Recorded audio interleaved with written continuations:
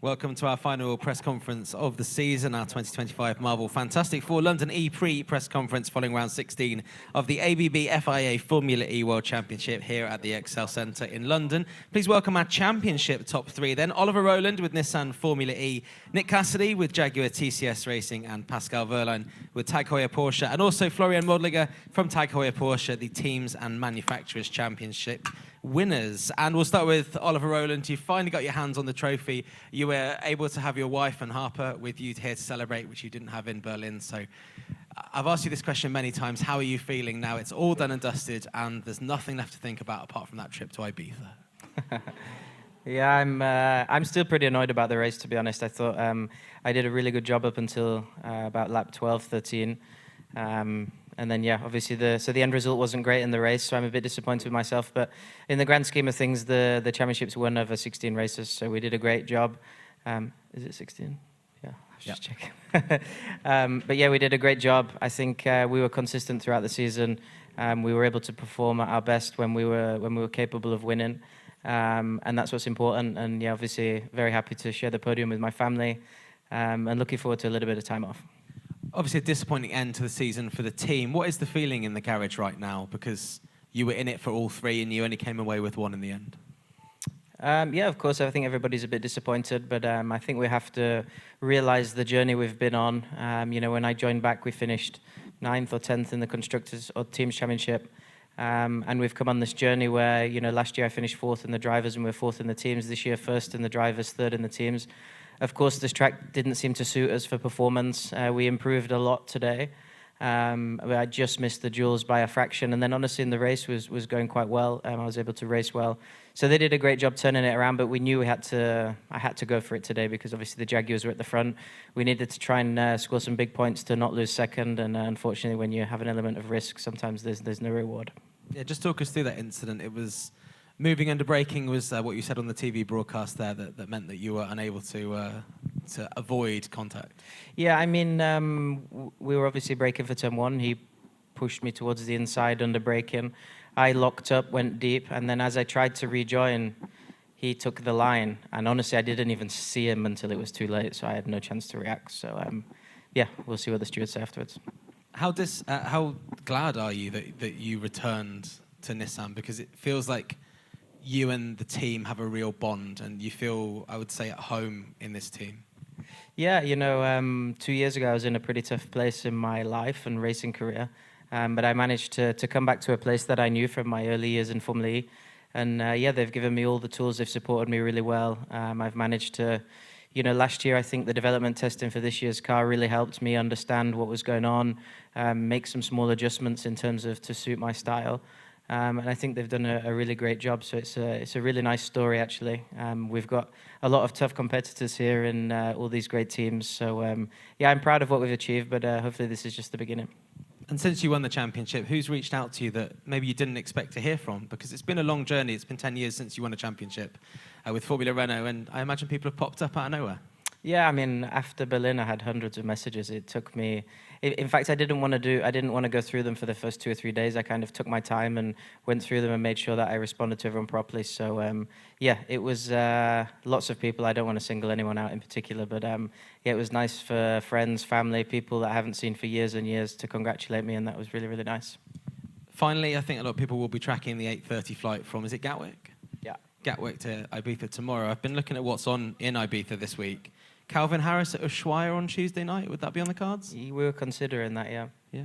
Good. Yeah. Any other plans while you're in Ibiza? Not that people... I mean, we have a dinner and a club detail. up tomorrow night and then a boat day on Tuesday, so it should be nice. Excellent. Well, you've deserved it, and everyone at Nissan will have a great time, I'm sure. Yeah. Our champion this year, Oliver Rowland with Nissan Formula E. Moving on to Nick Cassidy. Yesterday, I asked you which of your wins for Jaguar TCS Racing was your favourite win. You said yesterday's win. Would you like me to ask you the question again? Difficult to answer. You know, today was probably I feel like my most dominant or biggest win in Formula E that I've had. I could be up on energy leading the race, which around here I wasn't expecting.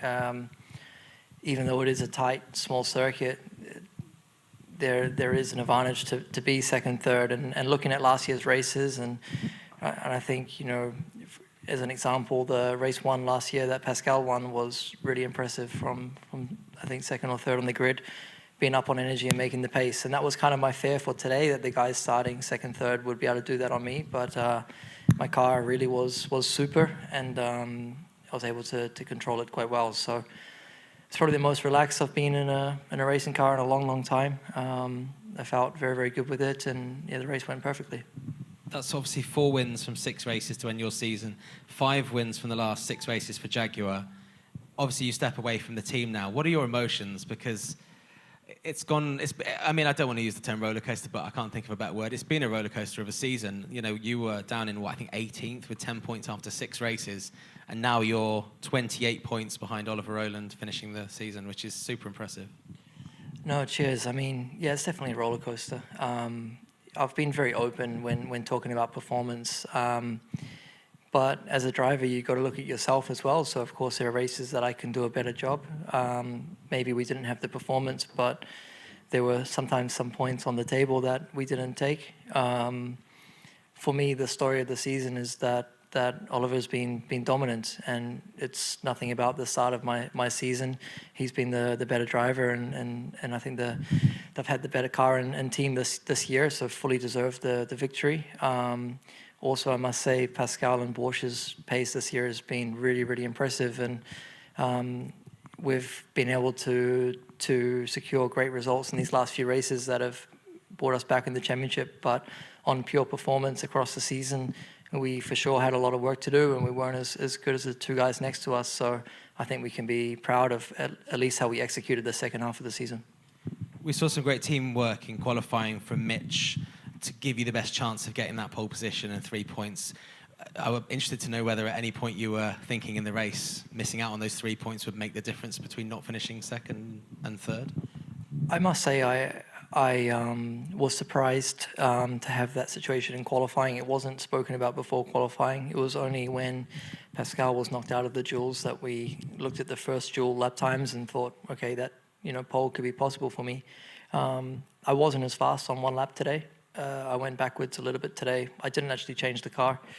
I feel like I probably should have for the different conditions, and wasn't as comfortable, wasn't as quick on one lap. And then, yeah, between Mitch and the team, they supported me. I actually felt really disappointed that the last 2 duels laps were probably the worst duels laps I've done in this building. I had a lot of confidence, and I just didn't drive well enough. So I felt bad for the team, considering they put me forward to try get those 3 points, but tried to do my best to make it up for them in the race. And I mean, Mitch and I, we finished 1-2 on track. I was always trying to support him and keep him second behind me. Not easy with these animals down his neck, but yeah, unfortunately, it didn't quite work out for him. I think we all heard a lot of Mitch on the team radio on the broadcast. How aware of what he was saying to the team were you while he was feeling frustrated that he maybe wasn't allowed to go past you and try and make up the 5-second penalty he got? He was definitely allowed to go past me. That was clear. But it's a bit hard to go past me when I'm 13 seconds up the road. The big thing is that there was not a single message to me, which was a bit disappointing, I guess. I, of course, would do anything. It was pretty obvious through the race. I was doing my best to keep him in second, but I was not given any information. Finally, a word on James Barclay. He also departs the team after this incredibly successful run as the team principal of Jaguar TCS Racing. You've shared, 32 races together? How influential has he been on your success? Well, being very influential in bringing me to the team. I obviously drove for Envision, a customer of Jaguar TCS Racing, and they have all the data of Envision. We run the more or less an open book with them. They have quite a bit of information, actually, every single detail of what we have. But when I was in that environment, it allowed me to perform in season 9 and them to see what I was doing. And so I'm just thankful that he could, offer me the opportunity to drive for the team, and that's put me in a position in the last 2 years where I can show what I can do, and so I've got to be very thankful for that. Bigger than that, though, is that he's been a massive pillar for this team for 11 seasons, and I'm only 2. So the role that he's played to have Jaguar as a brand in this championship for such a long time is huge.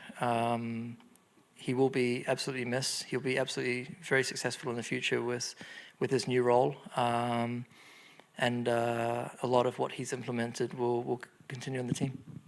Well, plenty of celebrations ahead. Congratulations again. You've absolutely dominated here in London, and you did say it was your favourite track, and I think it can continue to be. And hopefully it's erased a few of the memories of last year, as we discussed yesterday.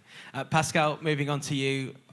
Since the Drivers' Championship was off the table, you told me very openly in this press conference that it was all about the teams and the Manufacturers' Championship. So as much as you may have missed out on second place in the Drivers' Championship, job done for you, Florian, and the rest of the team? Yeah, if I'm honest, I would have preferred to be 4th. There's some benefits at the end of the year. Can't tell what I mean, but it is what it is. Well, the target was to win the teams and manufacturer championship, and we have achieved that. And honestly, finishing 2nd or 3rd doesn't change the world to me. So, yeah, big congratulations to the team. They worked really hard, and the last 2 years we've won everything there is to win, and yeah, everyone can be super happy. We obviously know how Ollie will be celebrating with the team. Can you enlighten us as to how Tag Heuer Porsche and yourself may be celebrating as a team, both maybe tonight or in the next few days or so? Are you going to watch Calvin Harris in Ushuaia on Tuesday night? Well, the thing is, London is going to run out of beers tonight, so my team really likes a good beer in the evening. So yeah, we need to get everything we can. And then I'm actually busy on Tuesday and Wednesday. And then I'm just looking forward to time off. I will switch off my phone, so Florian, don't try to call me or try to reach me. I will find you. I'm not available until end of August, end of September. Still nothing, end of October? I have a feeling Florian may be in no state to call you in the next couple of days. Florian, I'll bring you into this conversation as a whole. A huge achievement, the first team's championship for Tag Heuer Porsche, and also the first ever manufacturers champions. How do you feel? How proud are you of the team and the performance you put in this season? Yeah, first of all, a really great achievement to bring the Manufacturers World Championship title, the first one in Formula E. It's an official World Championship since this year. And the team's title back home to Vlacht, Weissach, for Porsche. I think we can all be really proud of what we achieved. And it was a long journey when you see how we evolved in the last years. When I think back, season 8, we finished P7. Then in season 9, P4. Last year, P2. And this year in the teams taking the World Championship title. Was hard work, a lot of effort, a big journey. But I think we will only realize it later. We enjoy the moment, but what we achieved, is amazing. And I'm grateful, thankful to be part of this team. Proud of the 2 drivers, proud of every single person in the team, at home, in the factory, all the people who supported us on the grandstands here in front of the TVs. A lot of support, and yeah, a big, big thank you. A large part of you winning these championships were that both sides of the garage scored triple-figure points this year. How important was it for you that everyone was working harmoniously? Very important. First of all, we have to say the big thing was the qualifying, where both of the drivers did an amazing job. The crew did an amazing job. I think with 20 duels, participations, no team was close to us. From the dual participations, it's Antonio, Pascal, and Ollie, the top 3, which was the baseline of the success. And then in the races, the race season, when you see Pascal in Sao Paulo, completely upside down with a big crash, then recovering and fighting us back on this side of the garage, Antonio starting with a podium. But then having been sometimes also unlucky with safety car and in Cheddar with incidents, yeah, the story of the season, I would say, quali performance was amazing. We did not collect, due to different reasons, the points we were good for with the quali pace we had. And there we need to work on. There were some things we cannot influence. If you have incidents and DNFs where none of the drivers did a mistake, it's tough to swallow. But this equals out. I'm not complaining about race luck or bad luck. This is racing, that's part of the game. But we had also some points on our side where we left some things on the table in some races where we did not perform as we should. But that's good, because this shows that we have some potential to improve for next year. And these things we will tackle hard immediately starting on Tuesday. We know, speaking of next year, we know that one half of the garage is staying the same. A lot of speculation about the other half of the garage. When will we have clarification on what that other half of the garage will look like next season? I'm a guy, I'm more related to facts and not speculating. Therefore, we will tell you about when it's fixed and what will happen. And that's it. Okay, well, I'm pretty sure there's another driver on the grid that enjoys 1 million beers, so hopefully he can maybe join in and celebrate with the powertrain that you use and drink London dry this evening. Congratulations to everyone here. We have no time for questions, but you can speak to all of the drivers. Maybe Florian will stick around as well in the media pen, which will take place directly outside immediately. Thank you.